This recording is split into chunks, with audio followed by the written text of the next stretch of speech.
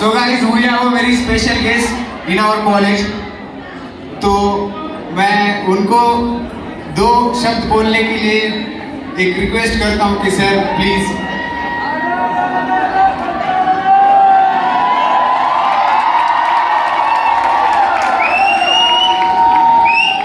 नमस्कार मंडळी, नमस्कार।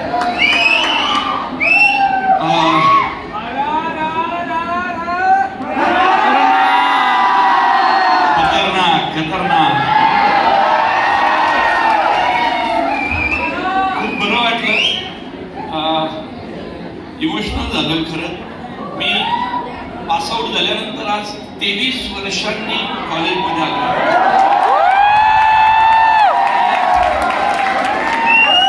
आज मला आनंद होतोय की आमचा संबंध ज्या दोन प्राध्यापकांशी जास्त असायचा तेच आज इथं आहेत आणि पातुरकर मॅडम प्राचार्य आहेत। मला खूप बरं वाटलं कारण नाटक विभाग संपूर्ण पातुरकर मॅडम पाहायच्या।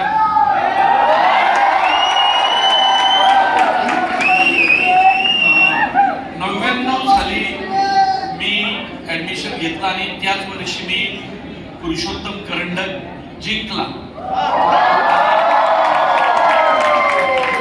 तेव्हा खूप फाईट असायची, आत्ताचं मला माहित नाही, पण तेव्हा 8 लेखक लिहायचे। मग त्या 8 लेखकांच्या स्क्रिप्टचं इथं वाचन व्हायचं। सगळे विद्यार्थी रायटर असायचे, काही जण बाहेरनं घेऊन यायचे आणि मग त्यातून एक स्क्रिप्ट पातुरकर मॅडम निवडायच्या। ज्याचं स्क्रिप्ट निवडलं जाईल त्याची टीम फायनल।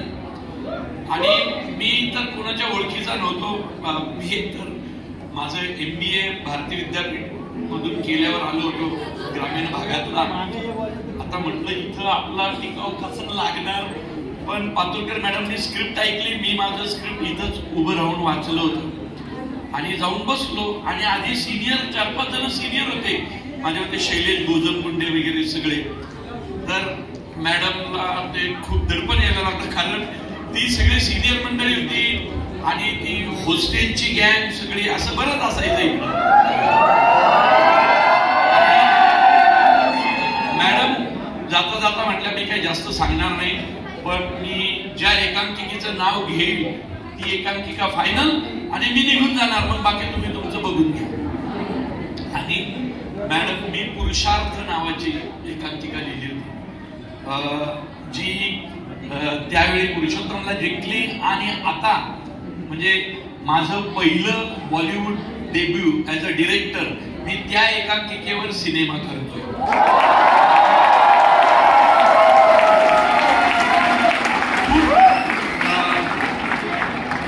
खूप मोठ्या लेवलवरती फिल्म येते, मोठमोठे आर्टिस्ट त्याच्यात आहेत आणि त्याचं नाव फर्स्ट मे, फक्त आता फर्स्ट मे असं नाव आहे फिल्मचं।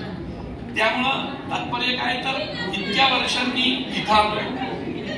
केदार सोमन आणि मी, आम्ही दोघांचं फर्स्ट ऍडमिशन होतं त्यावेळी आणि माझी जी पहिली टीम निवडली गेली, मला कोणीच दिसलं नाही तर हा बाजूला बसलेला दिसला। तर मी त्याला म्हटलं तू माझ्या टीम मध्ये येशील का? हे सगळेच यांचे ग्रुप आहेत। तो म्हटला डोंट वरी, माझ्याही कोणीच ओळखीचं नाही, मी असं चाललोय इथं। आणि तो माझ्या बरोबर होता आणि मग टीम निवडली। माझी डेंजर टीम होती कारण मी एकमेव होतो जो बाहेरचा होतो, पुण्यातनं आलेला। आणि 11 जणांच्या टीम मध्ये 10 कोकणस्थ होते, विचार करा। माझे म्हणजे हा केदार सोमन, दुसरा अभिषेक लागू, मग नीता साठे, विशाखा साने, गोपटे, म्हणजे इतकं। पण यांनी मला सांभाळून घेतलं सगळ्यांनी आणि मला त्यांनी माझी भाषा शुद्धीचंही बरेच वर्कशॉप घेतले।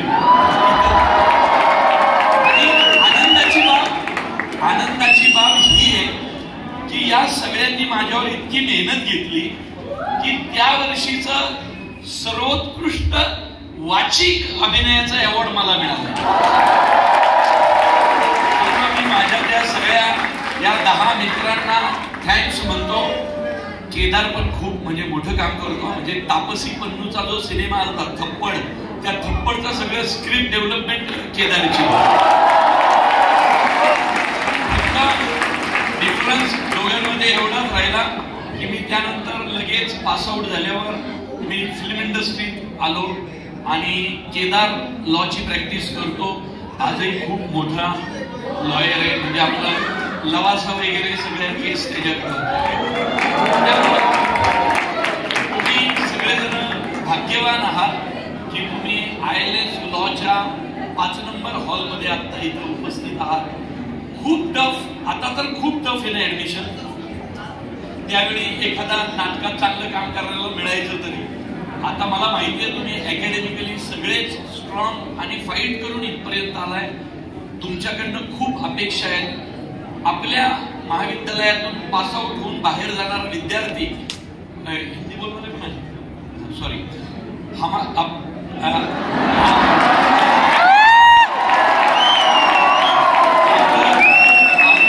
आप लोग बहुत भाग्यशाली हो कि आप ILS लॉ में पढ़ते हो, क्योंकि इस कॉलेज में एडमिशन पाना इतनी आसान बात नहीं थी उस वक्त भी, आज भी. और हमारे कॉलेज से जो भी पास आउट होके बाहर निकलते हैं वो सुप्रीम कोर्ट के जज तक हमारे कॉलेज के स्टूडेंट रहे. मेरे लिए गौरव की बात यह है कि मैंने जिस साल एडमिशन लिया था तब 75th ईयर था कॉलेज का. आज 100 ईयर कंप्लीट किए हमने. तो आप सभी लोगों को बहुत बहुत शुभकामनाएं. ये जो 3-4 साल होते हैं प्लीज एंजॉय कीजिए, क्योंकि हमें लगता है कि कॉलेज के पास आउट होने के बाद कॉलेज में आएंगे, लेकिन ऐसा होता नहीं है. क्योंकि मैं जब पास आउट हुआ था तो मुझे लगता था मैं कैसे जीऊंगा कॉलेज के बिना. जिस दिन पास आउट हुआ इस गेट से बाहर, उसके बाद 23 इयर्स के बाद आज मैं यहाँ पे आया हूँ. जो भी हर एक दिन एंजॉय कीजिए. ये दोस्त आप कोर्ट में मिलेंगे, पास आउट होने के बाद आप कोर्ट में मिलेंगे. बहुत बार ऐसा हो सकता है कि आप एक दूसरे के सामने भी खड़े होंगे, लेकिन जो दोस्ती, जो फ्रेंडशिप यहाँ पे, वो कभी भूलिएगा मत, क्योंकि ये दिन वापस कभी नहीं आएंगे. एंजॉय कीजिए. धन्यवाद.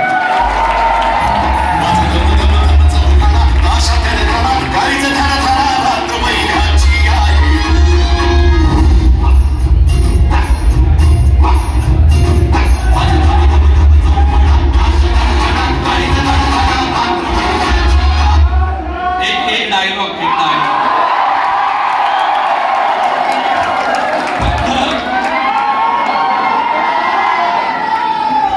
मुळशी पॅटर्नचा का हंबीरराव?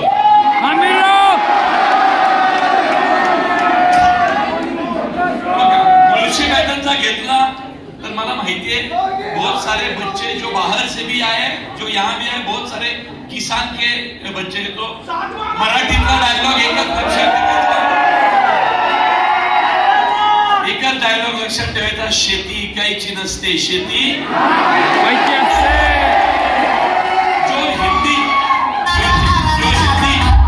बोलते हैं उनके लिए इतना बता देता हूं कि जो मेरी फिल्म सुपरहिट हुई थी, उस सुपरहिट फिल्म पे सलमान खान ने बाद में जो फिल्म बनाई उसका नाम था अंतिम. तो उसी फिल्म का ये डायलॉग था, किसानों पे बेइज्जती. आता हंबीरराव.